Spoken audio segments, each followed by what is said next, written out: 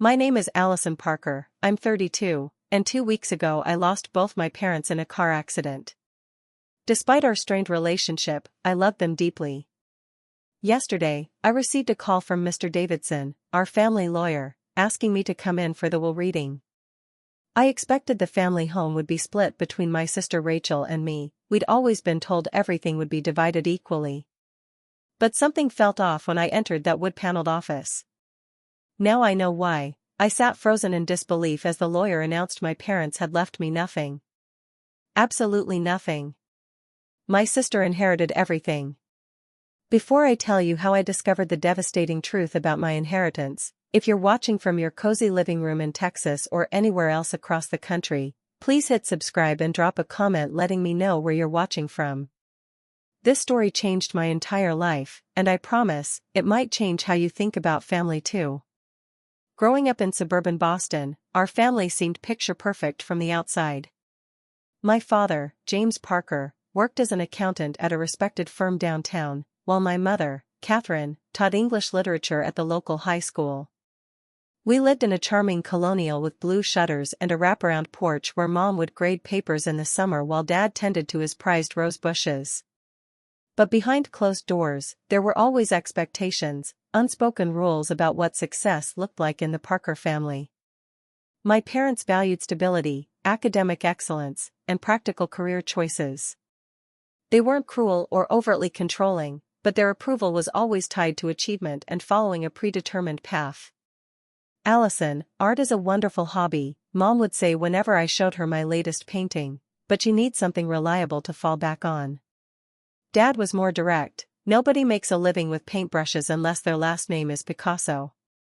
Then there was my sister Rachel.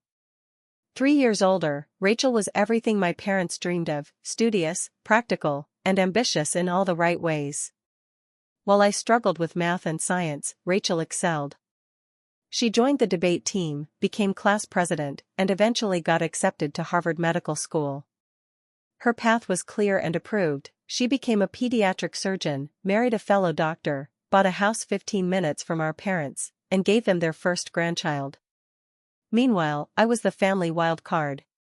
I preferred art studios to science labs, creative writing to calculus. After high school, instead of the prestigious East Coast universities my parents had picked out, I chose the Art Institute of Chicago, a decision that created the first real rift between us. "You're throwing away your potential," Dad had said, his disappointment palpable as I packed my car. Mom tried to be supportive but couldn't hide her worry. "Just promise you'll consider a teaching certificate as backup."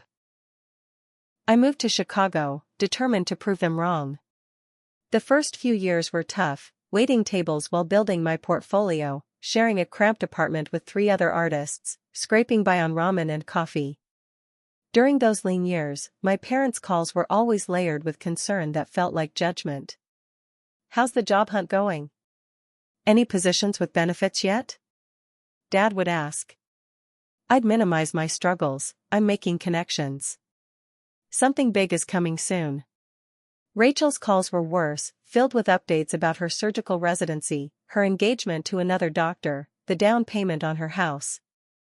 Not that she was deliberately rubbing it in, but the contrast was impossible to ignore. But the last 3 years had marked a turning point in my career. I'd established my own small graphic design firm, landing contracts with several respected Chicago businesses. I was finally doing what I loved and making good money. My loft apartment overlooking Lake Michigan was featured in a local design magazine. For the first time, I felt like I was earning my parents' respect on my own terms. During my last visit home 6 months ago, Dad had surprised me by asking detailed questions about my business model. Mom proudly showed a neighbor my website. It felt like a new chapter in our relationship, one where they were finally seeing my path as valid, even if different from the one they'd imagined. Our last conversation happened just 2 days before the accident. It was a typical Sunday evening check-in call, but Dad mentioned having important family matters to discuss. "We'd like to have you and Rachel over for dinner next weekend," he said. "There are some things your mother and I need to talk about with both of you." His tone was serious but not alarming. I assumed it might be about their retirement plans or perhaps the family vacation home in Maine. Maybe even their will. They were in their late 60s and had occasionally mentioned getting affairs in order. Whatever it was, we never got to have that conversation. The call came at 3:27 a.m. Rachel's voice was uncharacteristically shaky. "There's been an accident." Mom and Dad, they were driving back from their anniversary dinner. Black ice on the road, the car went off the bridge. I caught the first flight home, moving through the next days in a fog of grief. The funeral was a blur of black clothing and sympathetic murmurs. I gave a eulogy I barely remember writing, my voice somehow steady while I felt like I was crumbling inside. Throughout it all, Rachel remained distant, organizing arrangements with mechanical efficiency, speaking to mourners with practiced composure. I attributed her coldness to shock, to her medical training that taught her to compartmentalize emotions. It never occurred to me that she might know something I didn't. That she had already been to see Mr. Davidson. That 6 months ago, while my relationship with our parents was finally healing, something else entirely had been happening behind the scenes. Looking back, I should have seen the signs. Dad's important family matters discussion that never happened. Rachel's strange behavior at the funeral. The way she kept taking private phone calls, stepping outside with her voice lowered. But grief clouded my judgment, and I missed what should have been obvious. 2 weeks after burying our parents, I sat in Mr. Davidson's office, about to learn exactly what those important family matters had been, and why I had been left with nothing but a jewelry box and my father's watch while Rachel walked away with everything else. The day of the funeral arrived with appropriately dismal weather, a steady drizzle that turned the cemetery grounds into a muddy obstacle course. Black umbrellas bloomed like strange flowers as over 200 people gathered to pay their respects. My parents had deep roots in the community, Dad's accounting firm had handled taxes for half the town, and Mom had taught generations of high school students. I stood near the twin caskets, accepting condolences from a parade of faces I half recognized from childhood. Rachel positioned herself across from me, immaculately dressed in a designer black suit, her expression carefully composed. While I openly cried during the minister's eulogy, Rachel remained stoic, almost detached. When it came time for me to speak, I somehow found my voice. I shared stories about Dad's terrible jokes and Mom's Sunday dinners, about family vacations and the life lessons they'd taught us. Through tears, I expressed gratitude for their love, acknowledging our differences but emphasizing the underlying bond we shared. "They taught us to be true to ourselves," I said, my voice breaking. "Even when my path wasn't what they expected, they never stopped loving me." Rachel's eulogy was brief, clinical almost, focusing on our parents' accomplishments rather than personal memories. She spoke about their charitable contributions, Dad's business acumen, Mom's dedication to education. It felt more like a LinkedIn profile than a tribute to our parents. At the reception afterward, I tried repeatedly to connect with Rachel. We'd never been especially close, but shared grief should have brought us together. Instead, she kept her distance, surrounded by a buffer zone of colleagues and friends. "We need to talk about the house," I said, finally cornering her by the dessert table. "I can stay for another week to help sort through their things." Rachel's response came too quickly. "That's not necessary. I've already hired professionals to handle it. But there are personal items, memories." "I'll make sure you get anything sentimental," she interrupted, checking her phone. "I have to take this call." "Excuse me." Over the next few days, my attempts to visit the family home were consistently thwarted. Rachel always had an excuse: the cleaning crew was there, she was meeting with appraisers, she had misplaced the spare key I could borrow. I extended my stay in my hometown, moving from the hotel to a friend's guest room. Being back in familiar surroundings stirred complicated emotions, nostalgia mingled with grief, comfort with disorientation. I visited my old high school, the local diner where I'd had my first job, the small art gallery where I'd exhibited work in a student show. Each location held memories of my parents, Dad picking me up after late shifts, Mom proudly pointing out my paintings to her friends. During these wanderings, I ran into several family friends who reacted strangely upon seeing me. Mrs. Wilson, my mother's closest friend, hugged me tightly and said, "I'm so sorry, dear. About everything." When I asked what she meant, she looked confused. "The situation with the will, isn't that why you're still in town?" Another encounter with my dad's golf buddy Mr. Hernandez yielded a similar odd reaction. "Your father was a good man," he said, squeezing my shoulder. "I'm sure he had his reasons, but it doesn't seem right." These cryptic comments left me unsettled, but I assumed they referred to the general tragedy of my parents' untimely deaths. It never occurred to me there might be something specific they knew that I didn't. 1 week after the funeral, my phone rang. It was Mr. Davidson, my parents' lawyer. His voice was formal but gentle as he requested my presence at his office the following morning. "We'll be reviewing your parents' will," he explained. "Rachel will be there as well." "Of course," I replied. "What time should I come?" When I called Rachel to confirm, her response was unexpectedly dismissive. "I don't see why we need to make this so formal," she said. "I could have just told you the details." "I'd prefer to do this properly," I insisted. "They were our parents, Rachel. This isn't about convenience." She sighed. "Fine. I'll be there. But I'm bringing my own attorney." "Your own attorney? Why would you need a separate lawyer?" "Just covering all bases," she replied vaguely. "See you tomorrow." That night, I barely slept. Rachel's comment about bringing her own lawyer nagged at me. It seemed unnecessary, almost adversarial. Our parents' estate wasn't complicated: the family home, some savings and investments, mom's art collection, dad's vintage car. We'd always been told everything would be split equally between us. What possible reason could Rachel have for bringing legal representation? Morning came with a sense of foreboding. I dressed carefully in a black pencil skirt and blue blouse, professional but not somber. As I drove downtown to Mr. Davidson's office, I tried to quiet my mounting anxiety. Maybe Rachel was just being her usual overprepared self. Maybe this was how her analytical mind processed grief. Maybe I was reading too much into cryptic comments and strange behaviors.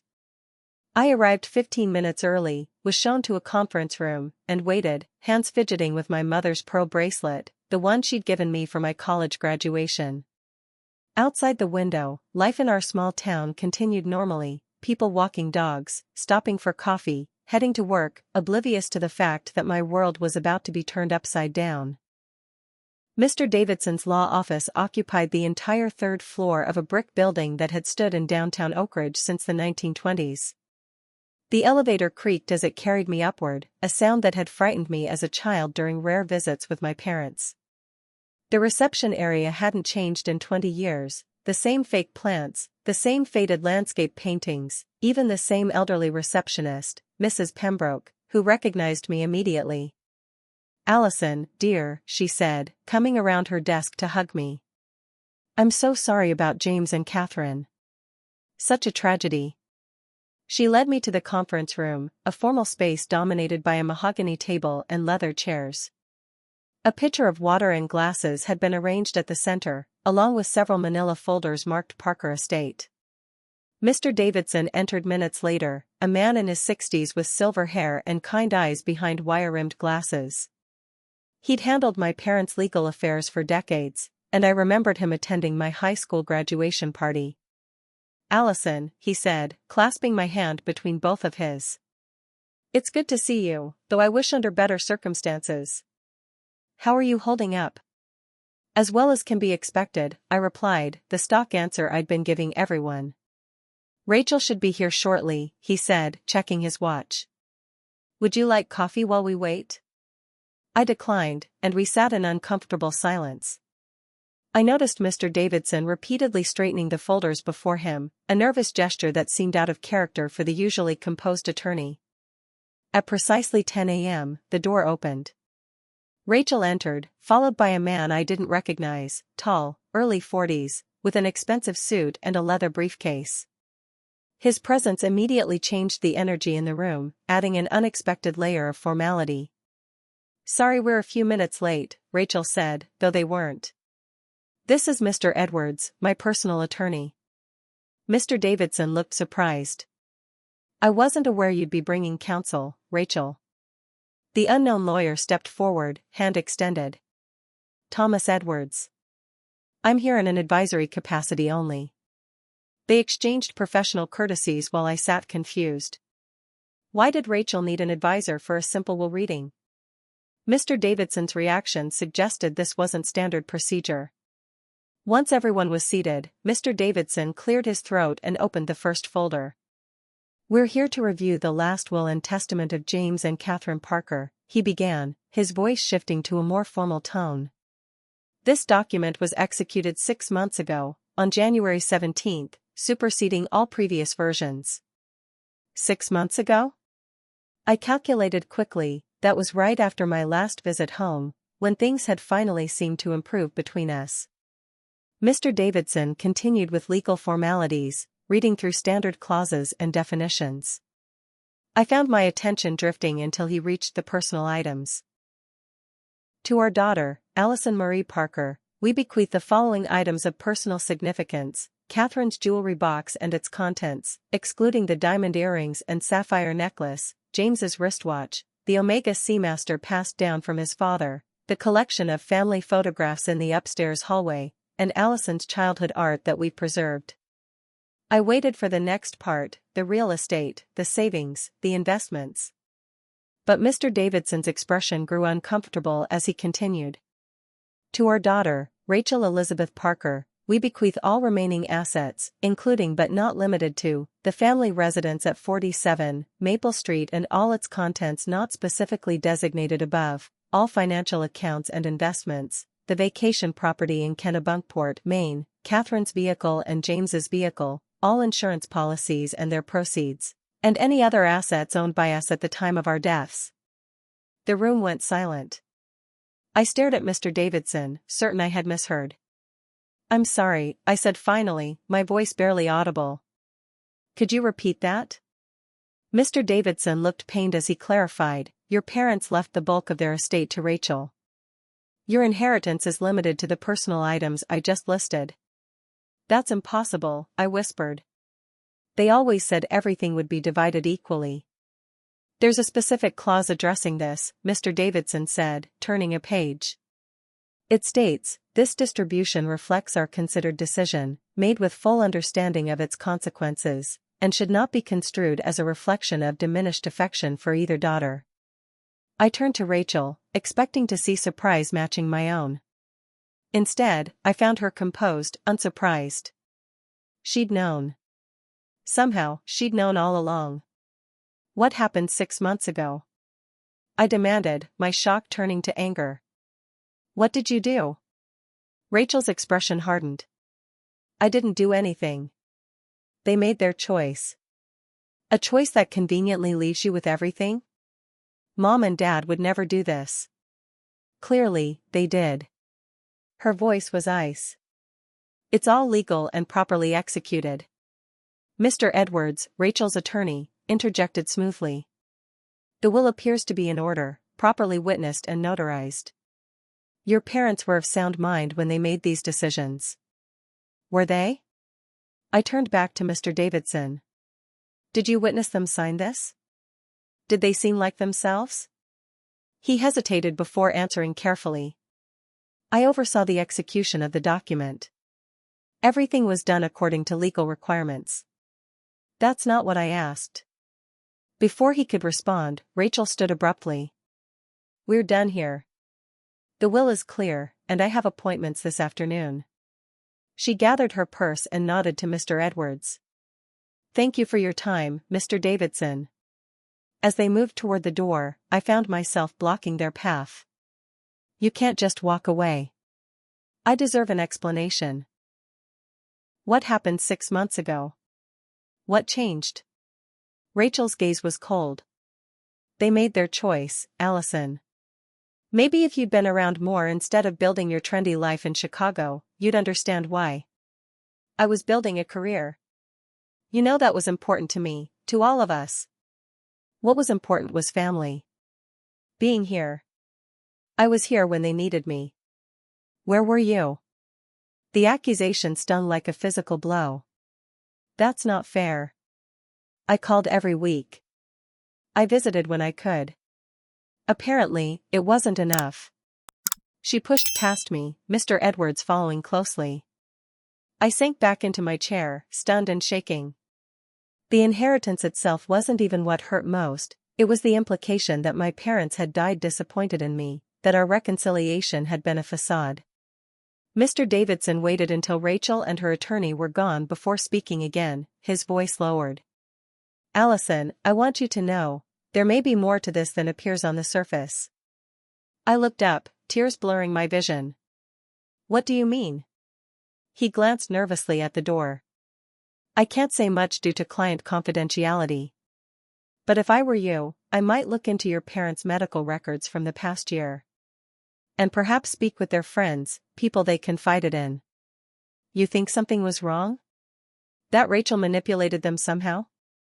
He chose his words carefully. I'm not suggesting anything specific.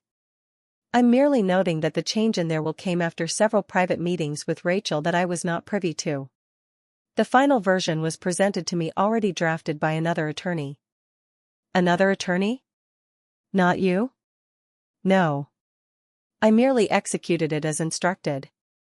He hesitated, then added, it was unusual, given our long relationship. Your father seemed not entirely himself during the signing. A cold certainty began forming in my chest. Something had happened, something Rachel didn't want me to know about. And I was going to find out what it was, no matter what. After leaving Mr. Davidson's office, I sat in my rental car, mind racing. The conversation replayed on loop, Rachel's coldness, Mr. Davidson's hint about medical records, the revelation that another attorney had drafted the will. None of it made sense. My parents had always been fair, ethical people who valued family harmony above all else. I called my boss in Chicago to extend my leave of absence, then checked into a hotel near my parents' home. If I was going to get to the bottom of this, I needed to stay in town, especially since Rachel was blocking my access to the house. My first step was another meeting with Mr. Davidson, this time without Rachel present. Though clearly uncomfortable, he agreed to see me the following morning. I have to be extremely careful here, Allison, he said when we were alone in his office. There are ethical boundaries I cannot cross. I understand that, I assured him. But you've known our family for decades. You know this isn't right. He removed his glasses, pinching the bridge of his nose. What I know is that your father, a man I golfed with every Tuesday for 20 years, came into my office with a complete will drafted by another attorney, something he'd never done before. He seemed distant. Preoccupied. Did he say why they changed the will? He said it was a private family matter. When I expressed surprise at the unequal distribution, he said it was for the best and that you would understand eventually. Mr. Davidson hesitated. Your mother didn't speak at all during the meeting. That was unusual, she normally had opinions about everything. And you didn't think this was suspicious? He looked pained. In retrospect, yes. But at the time. James was an old friend, but still my client. I had to respect his decisions. Did he seem ill? Confused? Not confused, no. But different. Subdued. He lowered his voice. You might want to speak with Dr. Mills. Your parents' physician. With this lead, I drove directly to Oak Ridge Medical Center. Dr. Mills was surprised to see me but agreed to a brief meeting between patients.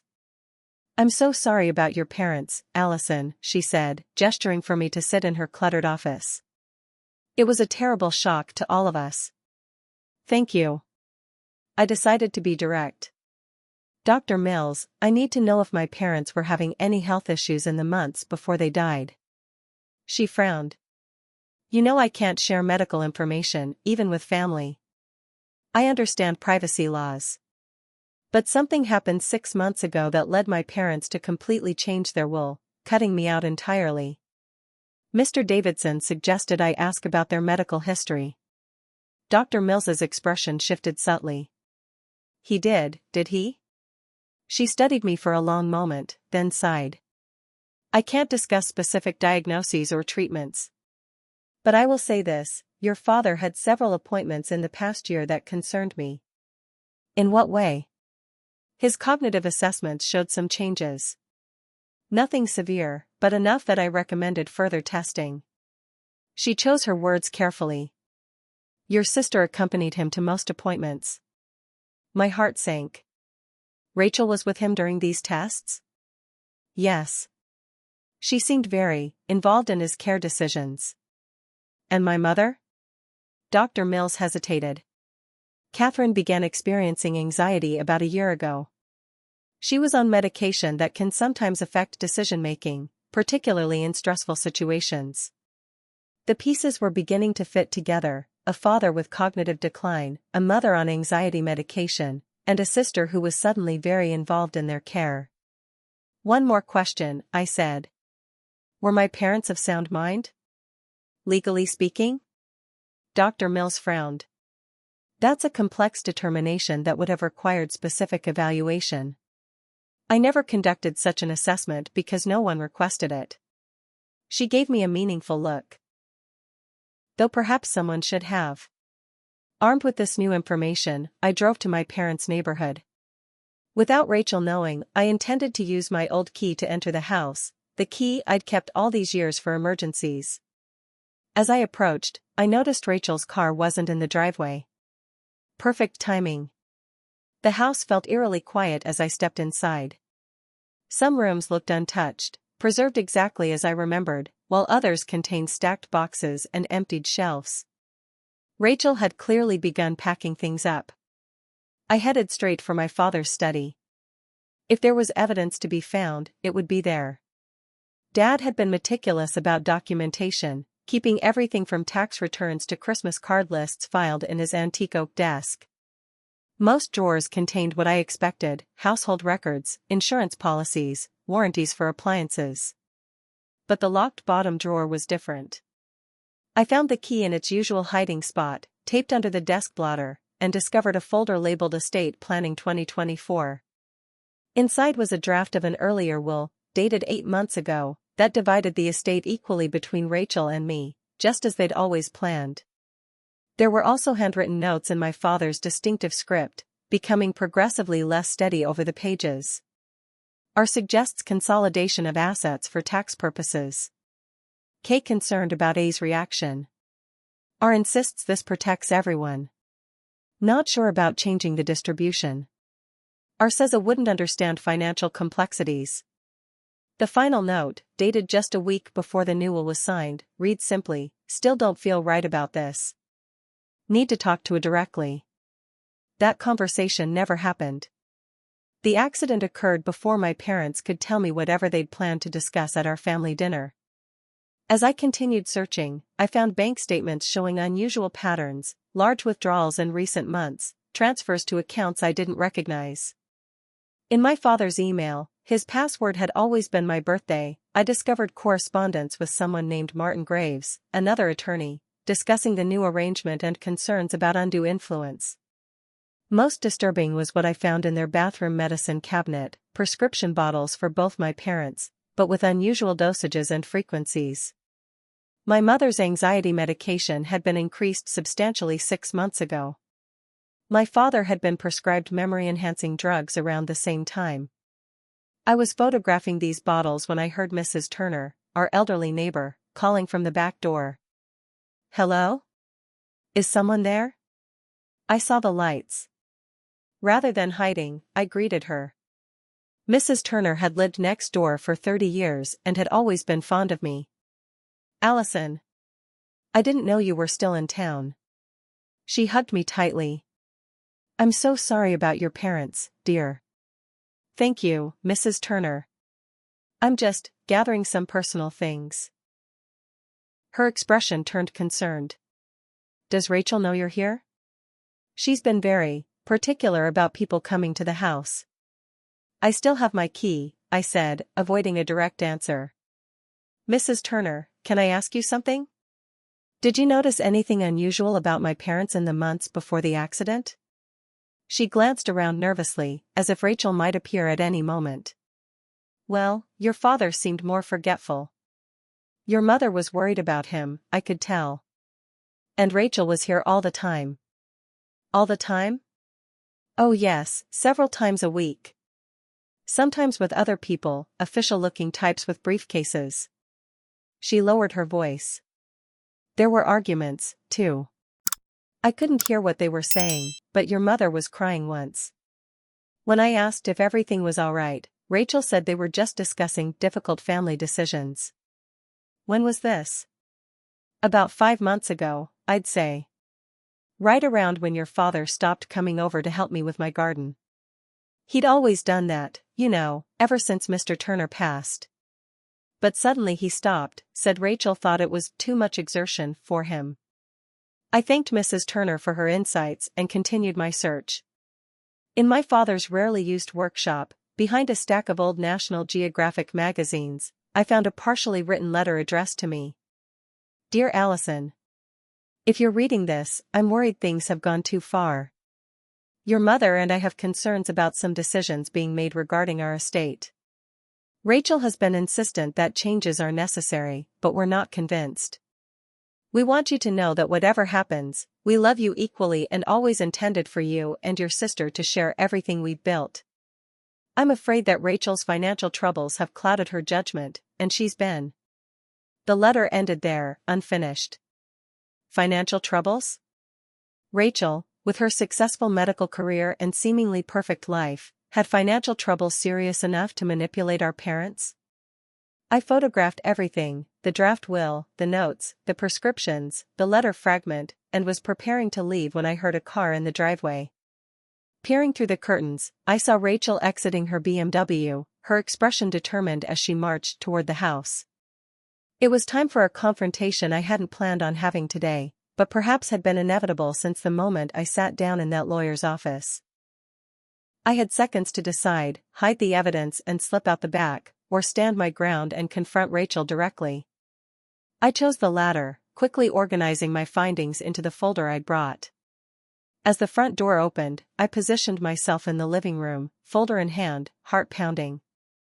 Rachel froze when she saw me, keys still dangling from her fingers. What are you doing here? How did you get in? I still have my key, I replied calmly. The better question is, what have you been doing here? Besides emptying out our parents' home and erasing their memory? Her eyes darted to the folder in my hands. You had no right to go through their things. This is my property now. According to a will our father signed while experiencing cognitive decline and our mother was heavily medicated for anxiety. A will you orchestrated with a different lawyer, bypassing Mr. Davidson who'd handled their affairs for decades. Rachel's professional composure slipped for an instant, then returned. You don't know what you're talking about. They were perfectly capable of making their own decisions. Really? Because I just spoke with Dr. Mills. Dad was showing signs of dementia, Rachel. And Mom's anxiety medication had been increased to concerning levels, right around the time you started bringing official-looking people with briefcases to the house. I stepped closer. Mrs. Turner heard the arguments. She saw Mom crying. That nosy old woman should mind her own business, Rachel snapped, then caught herself. Look, there were financial complications you wouldn't understand. Dad asked me to help organize things because of my background. Your background is in pediatric surgery, not estate planning. And according to Dad's notes, you specifically told him I wouldn't understand the financial complexities. That's convenient, isn't it? Keeping me in the dark while you convinced our vulnerable parents to leave you everything? Rachel set down her purse, her movements deliberate.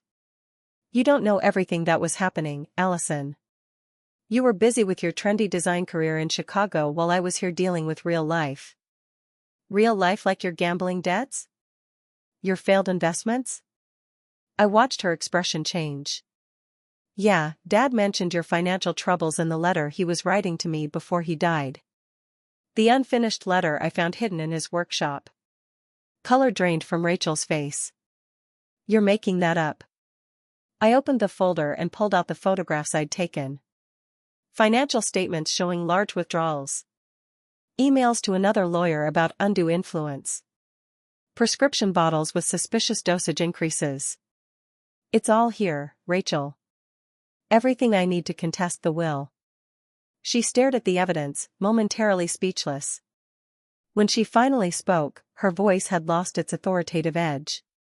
You don't understand what it's been like. My practice has been struggling. The medical building I invested in went bankrupt. The gambling, it started as just a way to blow off steam after long surgeries, but then I started losing. Big. So you decided to solve your problems by manipulating our parents? By taking advantage of Dad's cognitive decline? I didn't take advantage. I helped them make decisions they were struggling with. The equal distribution would have created tax issues. Tax issues? I laughed bitterly. That's your excuse for stealing my inheritance? I didn't steal anything. I stayed here. I took care of them. I was the one who drove Dad to appointments when he couldn't remember how to get to the doctor's office by himself. I was the one who held Mom's hand through her panic attacks after he got lost at the grocery store. And you never thought to call me? To tell me our parents needed help? Would you have moved back? Given up your precious design firm? Your fancy Chicago loft? Her voice dripped with resentment. I sacrificed for this family. I put my life on hold. I deserve to be compensated. Compensated? They were our parents, Rachel, not clients. You have no idea what it cost me to be the good daughter. You got to pursue your dreams while I did what was expected. And when things fell apart financially for me, where were you? Where were they? Dad just lectured me about fiscal responsibility while writing you checks for art supplies. I stared at my sister, truly seeing her for the first time in years. Behind the perfect facade, the prestigious career, the beautiful home, the country club membership, she'd been drowning.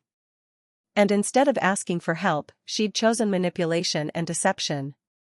They didn't write me checks, Rachel. I built my business myself. And if you were in trouble, you could have asked for help instead of this. I gestured to the evidence folder. It wasn't supposed to happen this way, she said, her voice suddenly small. I just needed to consolidate the assets temporarily. Get myself out of debt. I was going to fix everything eventually. By forging prescription changes? By isolating them from their friends, from me? I never forged anything, she protested, but the conviction had left her voice. Then explain why Dad's memory medication dosage was changed 3 times in 2 months, each time right before a meeting with the new lawyer. Rachel lunged forward suddenly, grabbing for the folder. Give me those. I stepped back, but she was faster, catching the edge of the folder. We struggled briefly, paper spilling across the hardwood floor. In the scuffle, a lamp crashed to the ground, and Rachel's elbow knocked a framed family photo from the mantel. The sound of breaking glass seemed to snap Rachel out of her frenzy. She stood amid the scattered evidence, breathing hard, staring at the shattered frame.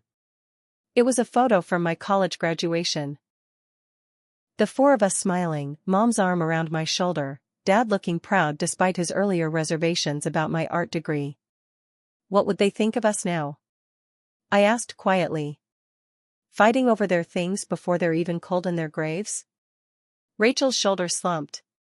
For a moment, I glimpsed the sister I'd grown up with, not the polished, perfect achiever, but the girl who'd taught me to ride a bike and defended me from bullies in elementary school. A sharp knock at the door startled us both. Through the window, I could see Mrs. Turner on the porch, concern etched on her elderly face. I heard crashing, she called through the door. Is everything all right in there? Rachel and I exchanged glances. Whatever happened next, there would be no going back. This isn't over, Rachel said, her voice barely audible. You don't know what you're doing. I know exactly what I'm doing, I replied, gathering the scattered evidence. I'm making sure our parents' real wishes are honored. Rachel grabbed her purse and pushed past me toward the door. To Mrs. Turner, she managed a brittle smile. Everything's fine. Just knocked over a lamp. Allison was just leaving. As she brushed past our concerned neighbor, I heard her mutter, "You'll regret this." "I promise you will." But looking at the evidence in my hands, the proof of her deception and manipulation, I knew the only thing I would regret was not fighting for what was right. Not just for my inheritance, but for the truth of what had happened in my parents' final months. The battle was just beginning, and it would get uglier before it was resolved. But I was ready. For Mom and Dad, for justice, and even for the sister who had lost her way so completely, I would see this through to the end. The next morning, I called every lawyer in Oak Ridge until I found one willing to meet immediately. Samantha Foster specialized in elder abuse cases and contested wills. Her office was smaller than Davidson's, but her reputation was formidable, several diplomas and awards adorned her walls, and her handshake was firm and confident. "Based on what you've shown me," she said after reviewing my evidence, "you have grounds to contest the will. The combination of cognitive impairment, medication changes, and the suspicious timing of the new will raises serious red flags for undue influence." "What are my chances?" I asked. "Contested wills are never easy," she admitted. "But your evidence is compelling. The unfinished letter from your father is particularly significant. It directly contradicts the intentions expressed in the new will. Add in the medical records and witness statements about Rachel's unusual involvement, and we have a strong case." "What's our first step?" "We file to contest the will in probate court and request a temporary injunction to prevent Rachel from selling or transferring any assets until the case is resolved." "And if we win?" Ms. Foster leaned forward. "Best case? The court invalidates the new will and reverts to the previous one that divided the estate equally. But these cases often end in settlement. Rachel may agree to a more equitable distribution to avoid a public battle, especially if she has the financial troubles you mentioned."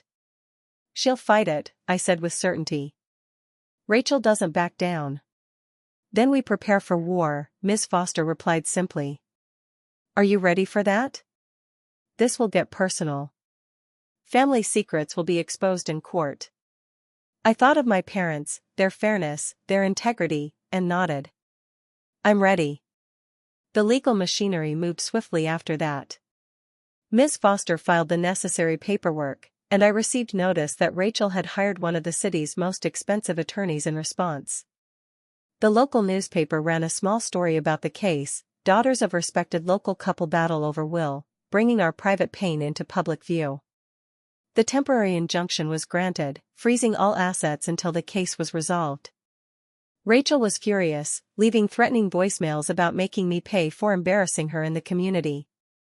I changed my hotel after finding her parked outside one evening, watching my comings and goings. The discovery phase began, with both sides requesting documents and conducting depositions. Rachel's financial records confirmed what my father's letter had hinted at: she was deeply in debt, with gambling losses exceeding $200,000 at various casinos. Her medical practice was struggling, and she'd taken out a second mortgage on her home. More disturbing were the findings about my parents' medical care. 3 different neurologists reviewed my father's records and concluded his medication had been inappropriately managed in the months before his death. One expert wrote that the pattern of prescription changes was consistent with attempted management of cognitive symptoms for specific events rather than therapeutic treatment of the underlying condition. My mother's therapy records, obtained through court order, revealed she had expressed concerns about Rachel's increasing control over their lives. Her therapist had noted, patient reports feeling pressured by daughter are to make financial decisions she is uncomfortable with. Expresses wish to discuss with daughter A but feels prevented from doing so. As these documents became part of the court record, people in town began taking sides. Many of my parents' oldest friends reached out with support, sharing stories of how isolated my parents had become in their final months. Dad's golfing buddies hadn't seen him in weeks. Mom had abruptly quit her book club after 20 years of membership. Others rallied around Rachel, seeing her as the dedicated daughter who had stayed local while I pursued my career elsewhere. The narrative of the selfish child who abandoned her family versus the loyal one who remained became a simplistic talking point that ignored the complex reality.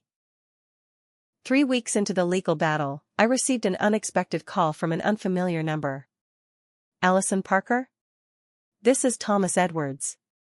It took me a moment to place the name. Rachel's attorney? From the will reading? Former attorney, he corrected. I've withdrawn from representing her in this matter. Why are you calling me? He hesitated. I need to speak with you in person.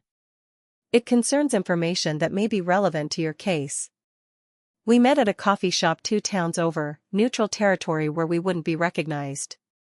Edwards looked different outside the formal setting of Davidson's office, more human, less polished. He ordered a black coffee and came straight to the point.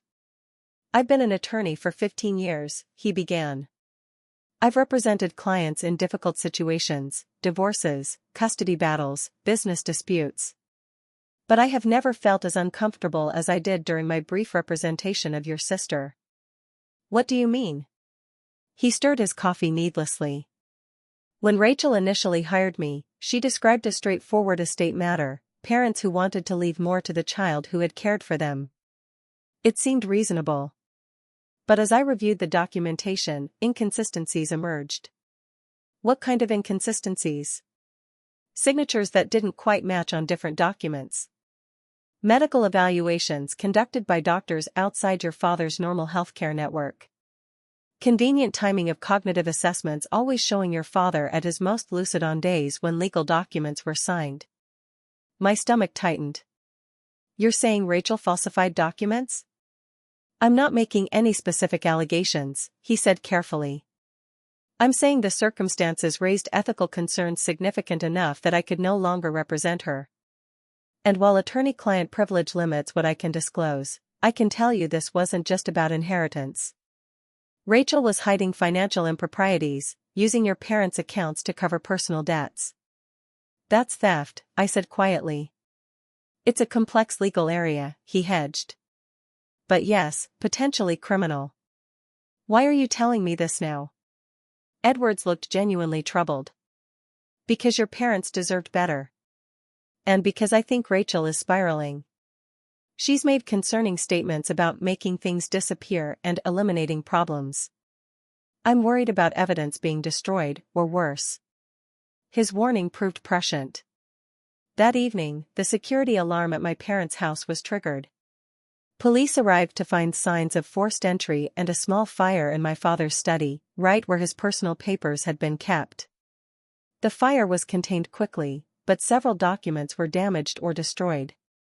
The judge overseeing our case ordered Rachel to surrender her keys to all family properties and appointed a neutral third party to inventory and secure all remaining assets. When Rachel failed to appear at the next scheduled hearing, her attorney requested a continuance, claiming she was receiving medical treatment for stress-related concerns. The truth was darker. Rachel had checked herself into a private clinic after being confronted by the bank about irregularities in my parents' accounts. Transaction records showed she had transferred over $50,000 to personal accounts in the months before their deaths, money that had never been reported in the estate inventory. The case was building toward what Ms. Foster called a slam-dunk ruling in my favor when we received notice of Rachel's request to give a deposition from the clinic. Against my attorney's advice, I agreed to be present. The sister who appeared on the video conference looked nothing like the polished, confident surgeon I'd confronted in our parents' home. Rachel was pale, her hair limp, her hands constantly fidgeting. When questioned about the financial transfers, she initially offered convoluted explanations about temporary loans and administrative assistance. But as the questioning continued, her defenses crumbled. After her attorney requested a break that was denied, Rachel suddenly changed course. I needed the money, she said flatly.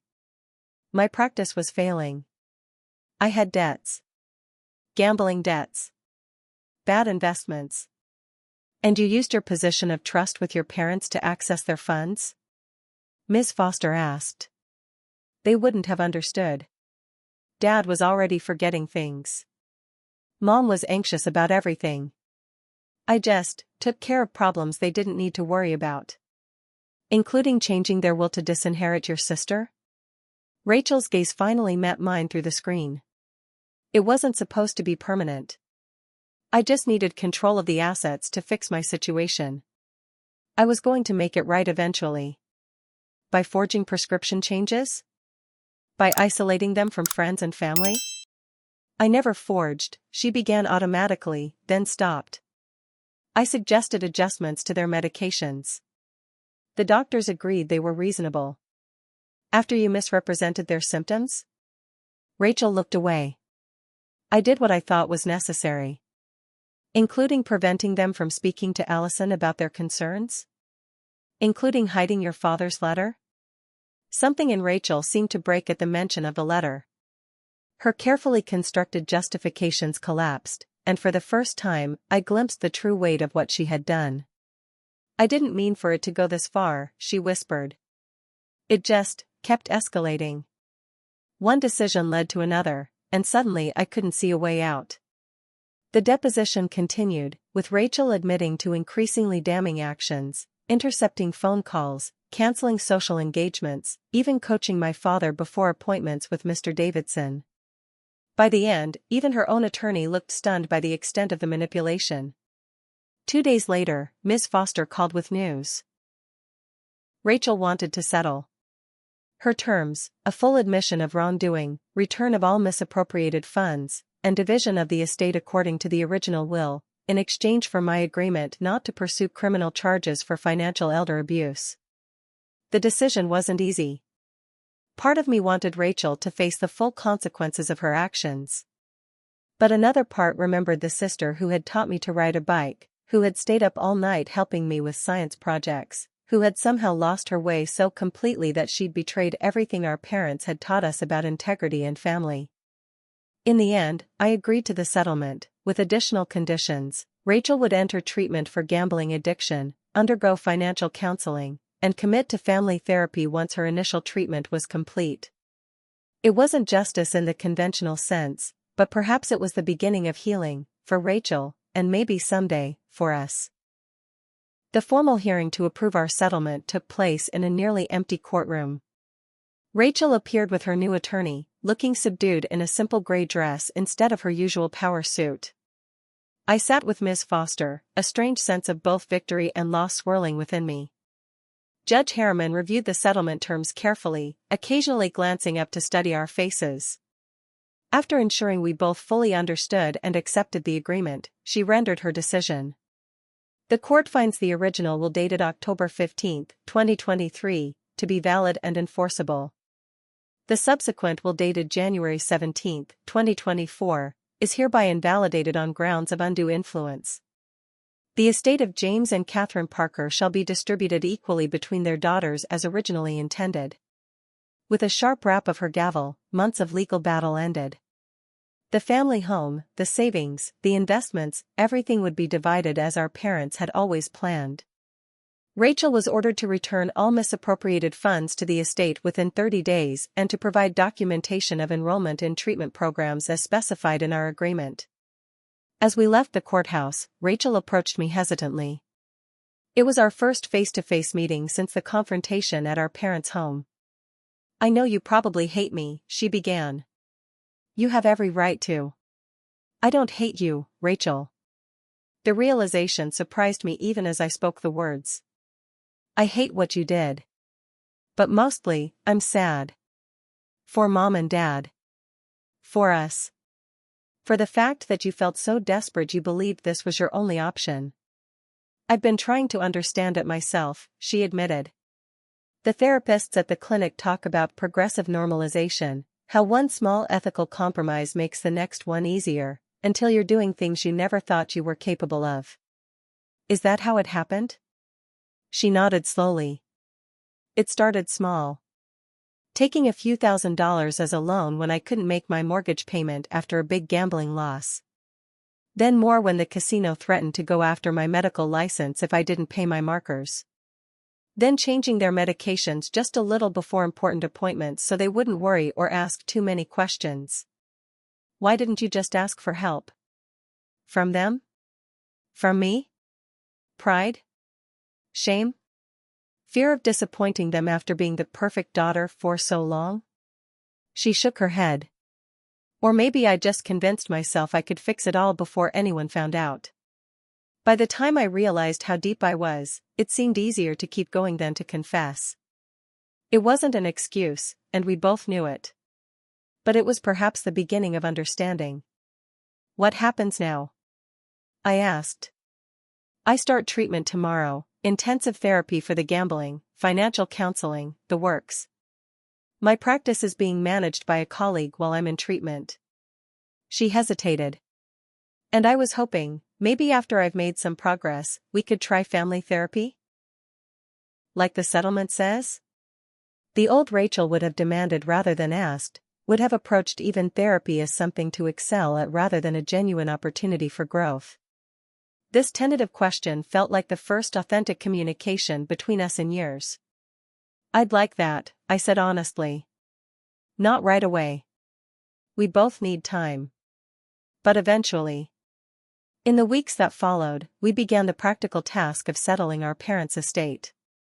I decided to sell my condo in Chicago and relocate my design business to Oak Ridge, not out of obligation, but from a newfound appreciation for the community that had shaped me.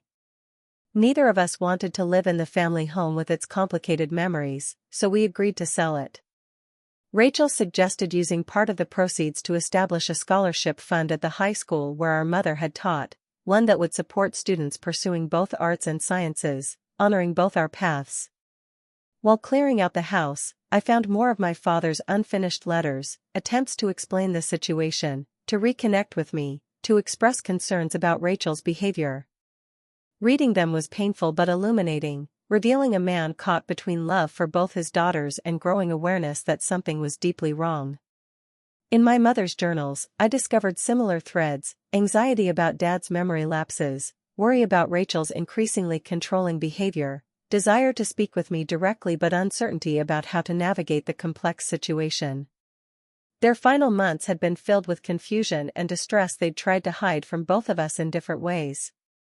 As I packed my childhood artwork that Dad had carefully preserved, I realized I hadn't just been fighting for my inheritance, I'd been fighting for the truth of who our parents really were.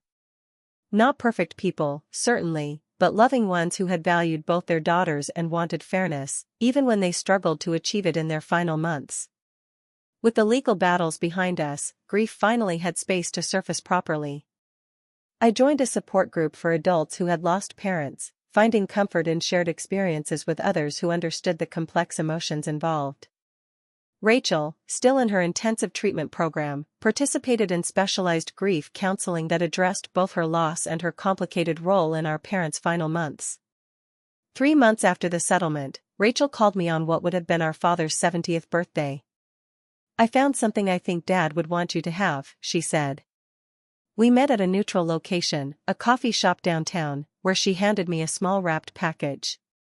Inside was Dad's treasured fountain pen, the one he'd used to sign important documents throughout his career, the one he'd shown me how to fill with ink when I was 10 years old and fascinated by the process. "He would have wanted you to have it," Rachel said softly. "For signing your design contracts." It was a small gesture, but a meaningful one, an acknowledgement of my career path that Dad had finally come to respect, and perhaps Rachel's first step toward seeing me as I truly was rather than the caricature of the selfish sister who'd abandoned family obligations. "Thank you," I said, running my fingers over the smooth barrel of the pen. "That means a lot." Our relationship remained fragile, the trust between us severely damaged. But in that moment, I glimpsed the possibility of something new emerging from the wreckage of our family tragedy, not the easy closeness of childhood, but perhaps eventually a more authentic connection based on who we had become rather than who we had been expected to be. The story that began in a lawyer's office with a shocking betrayal didn't end with a perfect resolution. Rachel continued her treatment. I built a new life that honored my parents while staying true to myself. We took tentative steps toward understanding each other, knowing the path would be long and difficult. What I learned through this painful journey was that family relationships are both more fragile and more resilient than I had ever imagined. That people we think we know completely can surprise us in both devastating and redemptive ways. That healing doesn't mean forgetting or excusing, but finding a way forward that honors truth while leaving room for growth. Most importantly, I learned that sometimes losing everything, or thinking you have, is how you discover what truly matters. Not the inheritance itself, but the values my parents had tried to instill in both of us: honesty, compassion, and the courage to face difficult truths. Have you ever discovered something shocking about someone you thought you knew completely? How did you handle that revelation? I'd love to hear your stories in the comments below. And if this journey resonated with you, please consider subscribing and sharing this video with others who might be struggling with family conflicts or difficult truths of their own. Remember, even in our darkest moments, we're never truly alone. Thank you for listening to my story, and I wish you strength and healing in whatever challenges you might be facing in your own life.